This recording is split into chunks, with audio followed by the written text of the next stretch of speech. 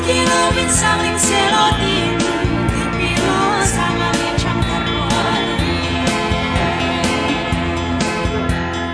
Lau kilawin lainun kung tung tuwasi esilo Hawane ngayo dingin lairam lecumpani Dalam punting hemi punne tinggalkan sere Sabi halo boy pabek minun punge Cuti se fakir pasang tenggane Di punting yelang no bisu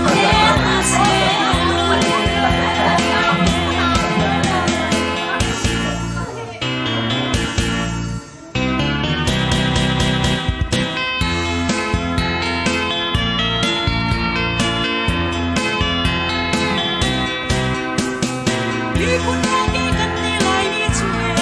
Oleh biar nilai ni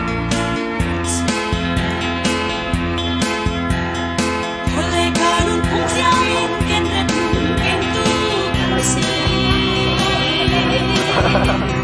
Ubah sanin oleh dasar penting Tingkai nun langsung sepi kersi Dua chun pun sabji mo sesuai Hawane ngayo dingin larang lecumpani Oleh dalam punting hemi punne tinggalkan sere Sabi halo boy pabek minun punge Cumi se fakir pasang tenggane Ipun ting lelai nun do bisu nena